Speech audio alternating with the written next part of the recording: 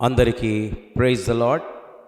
ఈ రోజున మన ముఖ్య ధ్యానాంశము నీలో నిత్యము పరిశుద్ధత నిలిచి ఉంటే. ప్రభునందు ప్రియమైన దేవుని బిడ్లారా, మీకు అందించడానికి దేవుడు మరొక దినాన్ని అనుగ్రహించాడు. ఈ ఆత్మీయ ఆహారము మీరు భుజిస్తూ దేవునిలో బలవంతులుగా ఉండాలని ఆశతో ఈ మాటలను మీతో పంచుకుంటూ ఉన్నాను. మన జీవితాన్ని మనము వాక్యం ద్వారానే సరి చేసుకోగలుగుతాం.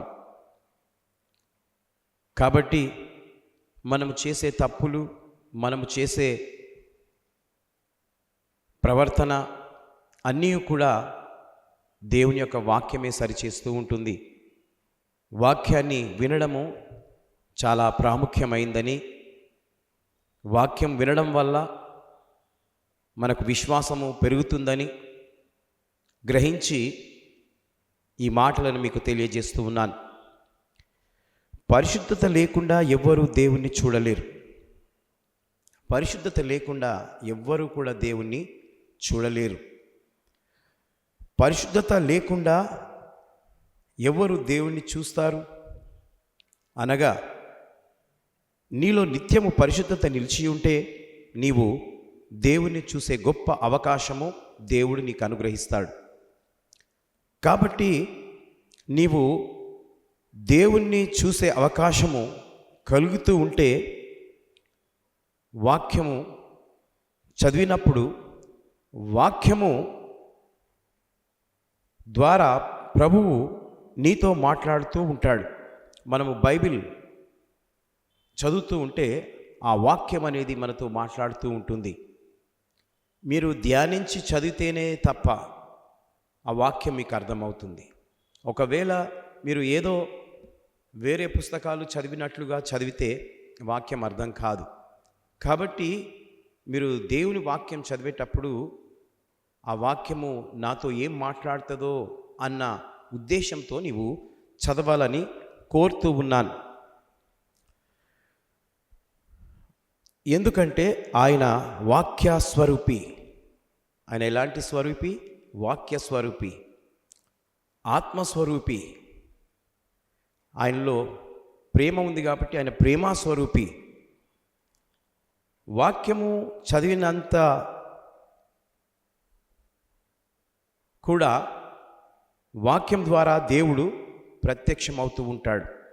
వాక్యం చదువుతూ ఉంటే దేవుడు దర్శనాన్ని మనకు కలుగజేస్తూ ఉంటాడు, చూయిస్తూ ఉంటాడు.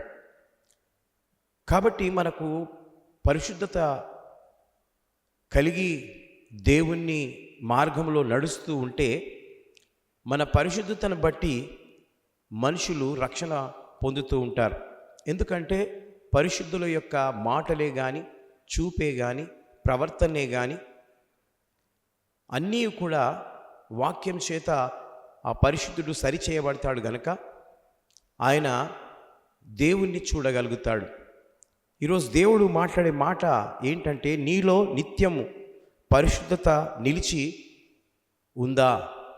ఒకవేళ ఉండకపోతే ఈ మాటల ద్వారా నీవు పరిశుద్ధుడవుగా, పరిశుద్ధురాలవుగా కనబడాలని ప్రభు కోరుతూ ఉన్నాడు. ఎందుకంటే ఆ పరిశుద్ధుడు సకల దేవదూతల చేత పరిశుద్ధుడు పరిశుద్ధుడు పరిశుద్ధుడని పొగడబడుతూ ఉన్నాడు. ఆయన అన్నాడు వాక్యంలో, నేను పరిశుద్ధుడను గనక మీరును పరిశుద్ధులయ్యుండుడి.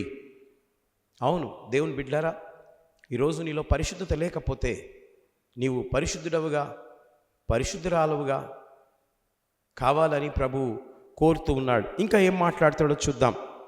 దేవుడు తన వాక్కు ద్వారా ప్రత్యక్షమైనప్పుడు నీ పాప విషయమై నీవు పశ్చాత్తాపపడతావు.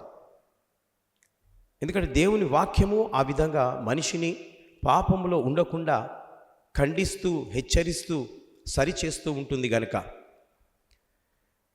అది కాకుండా ఆ వాక్యము ఆధారపడినట్లయితే ఆ వాక్యము నిన్ను అధైర్యపడకుండా ధైర్యాన్ని ఇస్తుంది.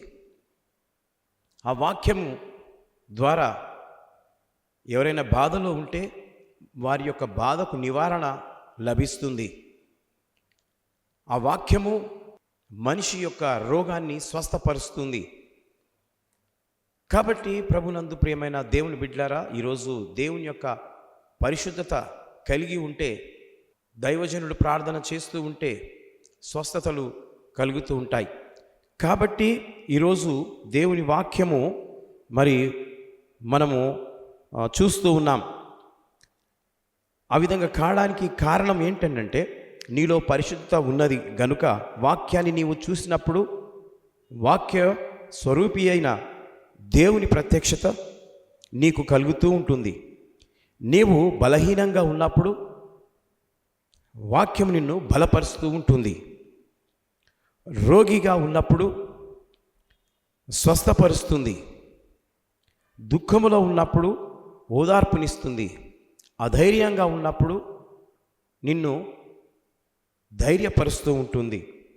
గనుక నీవు ఎల్లప్పుడూ పరిశుద్ధత అనే కవచమును ధరించుకొనుటకు ప్రయాసపడాలని, పరిశుద్ధుల సహవాసము నుండి దూరం కాకుండా నువ్వు ఆ పరిశుద్ధులతో కలిసి ఉండాలని దేవుడు ఈ రోజున ఈ మాటలను తెలియజేస్తున్నాడు.